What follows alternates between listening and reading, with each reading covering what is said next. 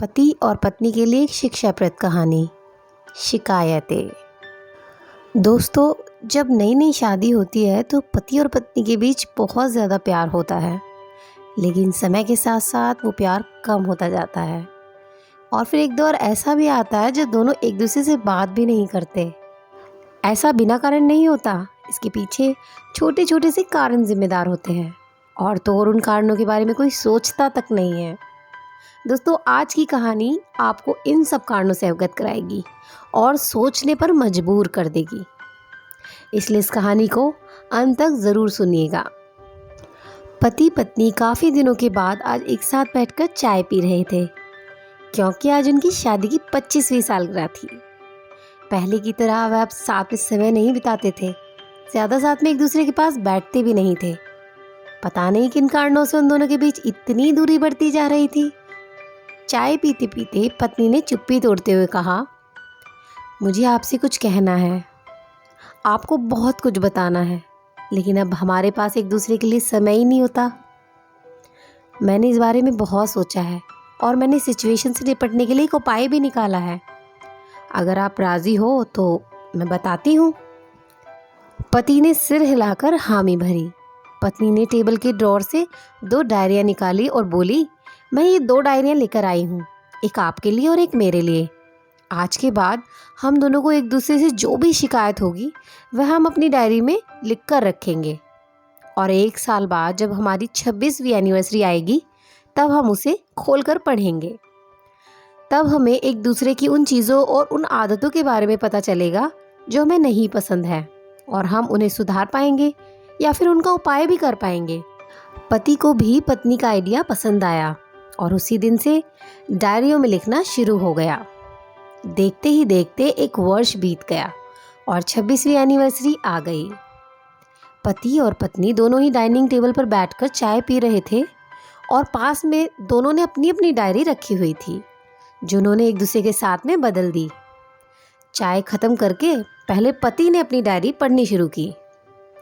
उस डायरी में काफ़ी सारी शिकायतें लिखी हुई थी, जैसे कि आज होटल में ले जाने के लिए वादा किया था लेकिन फिर नहीं लेकर गए। आज मेरे मायके से मेहमान आए थे, उनके साथ पति ने अच्छे से बात नहीं की।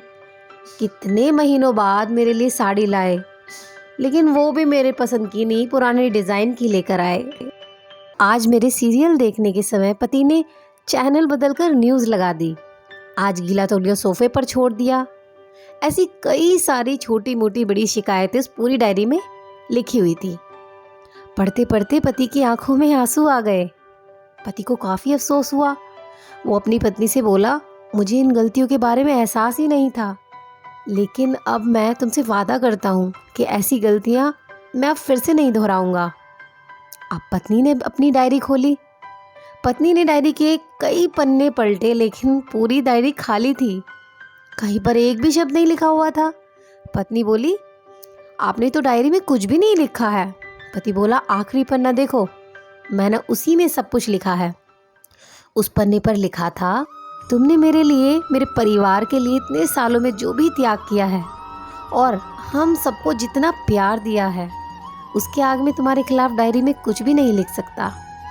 और इससे भी ज़रूरी, मुझे कभी तुम में कोई कमी देखने की इच्छा ही नहीं हुई।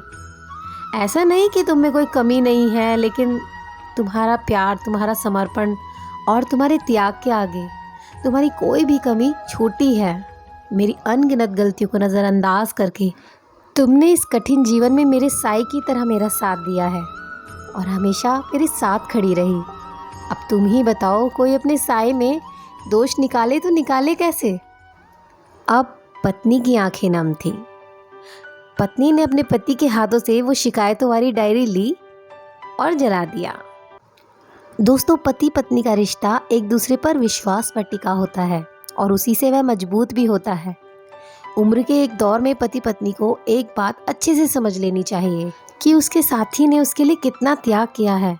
इससे उनका रिश्ता और भी ज़्यादा मजबूत होगा। दोस्तों, इस छोटी सी कहानी को सुनाने के पीछे मेरा एक छोटा सा प्रयास है कि इन दिनों जो पति पत्नी के बीच में बढ़ती दूरियां हैं ना, वो थोड़ी सी कम हो सकें। खासकर गलतफहमियों की वजह से या सिर्फ बात ना करने की वजह से बढ़ती जा रही दूरियों को आराम से, शांति से बैठकर भी कम किया जा सकता है। या फिर ख़त्म भी किया जा सकता है। दोस्तों, अगर आज की छोटी सी कहानी पसंद आई हो तो लाइक शेयर सब्सक्राइब ज़रूर से कीजिएगा। तब तक के लिए धन्यवाद।